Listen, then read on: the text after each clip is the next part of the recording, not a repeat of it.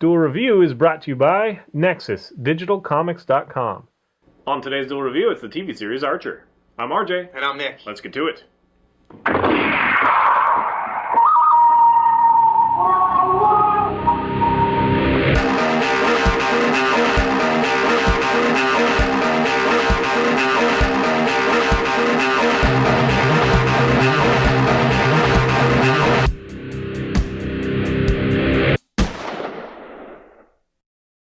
Today is November 15th, and we're talking about the TV series Archer. That's right. It came out in 2010. Each season has come out in January. 3 seasons long so far. The next one should be coming out this January. So I'm looking forward to that. So you're going to be following a super spy who's a big prick named Sterling Archer. Very pompous. Played by... He's Coach McGurk. Yeah, H. John Benjamin. I don't know why I had to look down for that, which is really funny.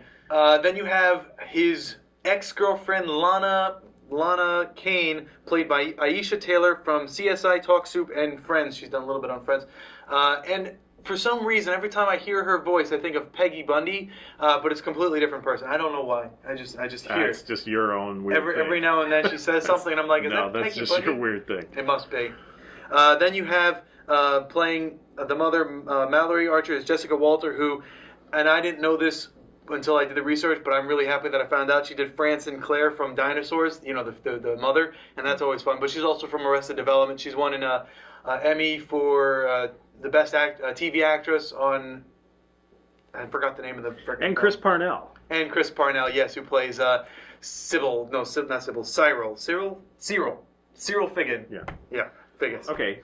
What else about the story do you want to say? It's very sitcom-y. Yes, it is a sitcom, but it's a comical sitcom, and it's a very adult sitcom, and it also has this kind of it's set in an amalgamated timeline, so you don't really know when this is happening. They wear like 1960s clothes, but they talk about like Dane Cook, like he was. Yeah, right. You know, it's the 2000s. Current pop culture references. Right, but a lot of things, like there's some reference to when he was 5 years old, it was World War II or something like that. So it's really kind of confusing. It's got like the Get Smart kind of flavor where we're seeing the inner workings of this secret agency, ISIS. But it is very push the envelope in a lot of ways. What else? Outside of, I don't know. I think that's it for me because I do enjoy it. It is funny to me. There's a lot of very awkward moments. So but there's a lot of very adult moments too, and that's where he has the problem. I hate it when we have to call it adult because there's nothing adult about it to me. Right. It's just ridiculous and mature. Yeah, there's so much like sex and rape and bestiality and all that stuff that apparently is funny to people now. I don't think it's funny. I love the moments that are in the secret agent world where you get like the main character Archer, who's like this notorious womanizer, yada yada yada, and then he has to do a mission where he's supposed to seduce a man, things like that. And that was actually a really funny episode. We have Thomas Lennon that showed up on that, right, from Reno 911 and stuff. But anyway, so I like those moments where it's playing with that stereotypical 007 kind of feel and throwing something new in there. What I don't like are all these soap opera, like bad reality TV show moments that just go way over the top. Like, I don't know, like, all the girls in the entire office have like slept with everybody except for one girl who nobody likes. Those moments are throwaway. They're disgusting. They're depraved. And they're just not funny to me. I do laugh at some crass humor. In fact, there are some that I do laugh at. The mother also is disgusting, and I don't understand why that's funny.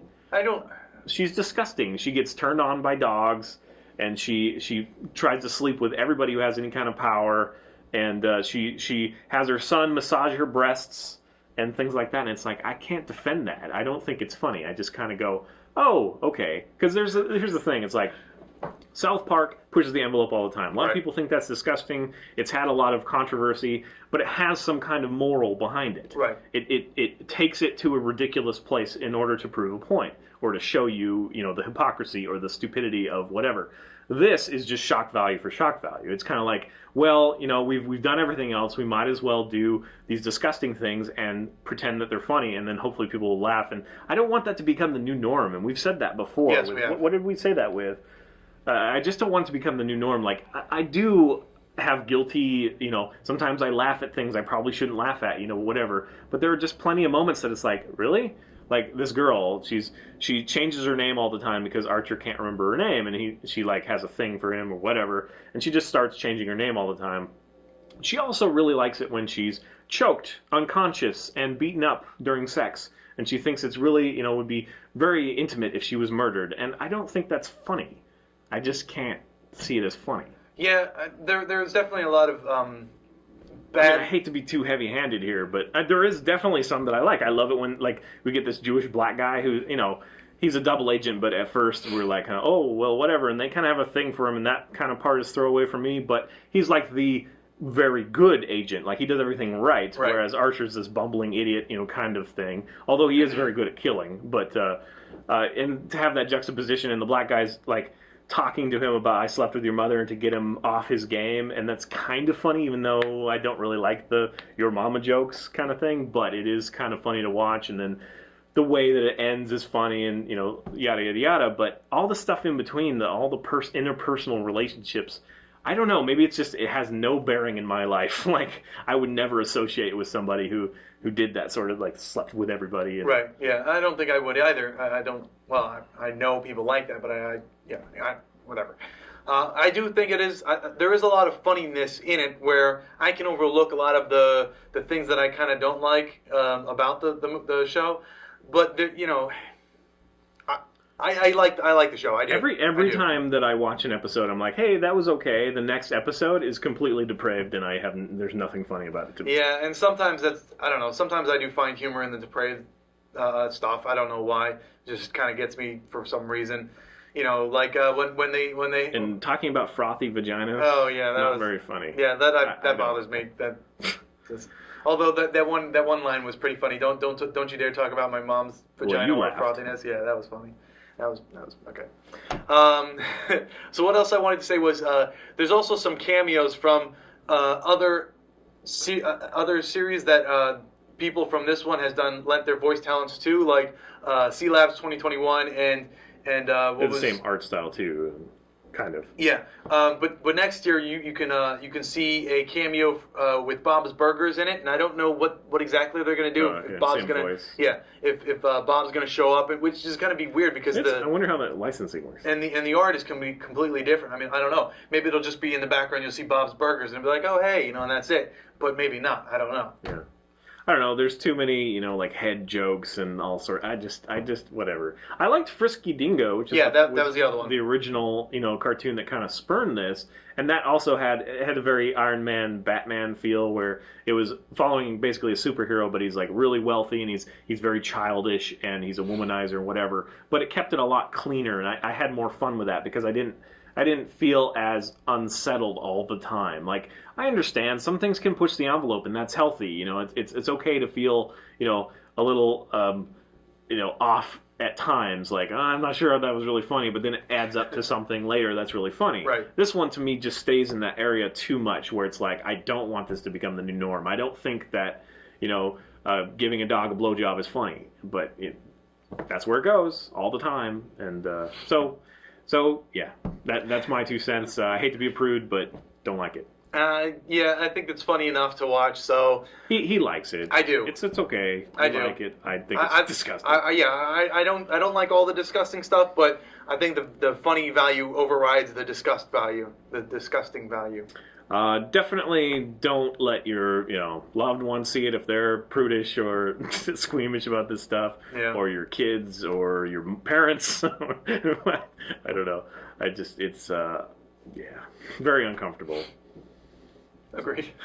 All right, guys, I think that's it. Please subscribe on our YouTube channel, do a review, and watch a great playlist. Game Labs have been a lot of fun. Moonflower and Fover are great. Thank you, and Please leave comments. We love comments. And you can help support us and our new digs by buying our wares at spiderwolf.com. That's right. T-shirts, art prints, card games, short stories, and more. And please, tell us what you think. Yes, about and tell your friends about our show, because we need people to... You can tell me that I'm a prude. I'm man enough to take it. You're a prude. See you later. Sorry. Oh, that was me. Because you were going to shoot me. Our movie this week is 1 Hour Photo. Hi, how are you? My name's RJ. That's Nick. Watch our escapades every day, Monday through Friday. Alright, so we have half an hour to do 2 more shows. Let's get going. Today is November 15th, and we're talking about the TV series Archer. That's right. It came out in 2010. Each season has come out in January. 3 seasons long so far. The next one should be coming out this January. So I'm looking forward to that. So you're going to be following a super spy who's a big prick named, what's his name? Something Archer. Sterling Archer. I should remember that because Ron Serling from Twilight Zone, but I never do. His name is Sterling Archer. He's a funny guy, big prick, very pompous. Played by he's Coach McGurk. Yeah, no, not Coach McGurk. He's played by the kid, or was the kid the same one from Home Movies? Not the kid. Well, yeah, it's Jason and Coach McGurk are the same voice. Ah, okay. So yeah, H. John Benjamin. I don't know why I had to look down for that, which is really funny. Then you have his ex-girlfriend Lana Kane, played by Aisha Taylor from CSI, Talk Soup, and Friends. She's done a little bit on Friends. And for some reason, every time I hear her voice, I think of Peggy Bundy, but it's a completely different person. I don't know why. I just hear It's just your own weird thing. Every now and then she says something, and I'm like, is no, that that's Peggy just Bundy? your weird thing. It must be. Like the woman from who did Futurama. Yeah, I know. Leela. Yeah, Leela. No, nothing like it. Maybe it's because it's Leela and Lana. Maybe it just kind of switches in my head. My brain works kind of weird. Then you have playing the mother, Mallory Archer, is Jessica Walter, who, and I didn't know this until I did the research, but I'm really happy. I love the moments that are in the Secret Eye world where... Did I say Secret Eye? Yes, you did. What's Secret Agent? And please, tell us what you think. Yes, about and tell your friends about our show, because we need people to... You can tell me that I'm a prude. I'm man enough to take it. You're a prude. See you later. Sorry. Oh, that was me. Because you were going to shoot me. Well, I didn't say I wouldn't retaliate. I can take it like a man, and the man shoots you back. Exactly. Actually, that works. Yeah.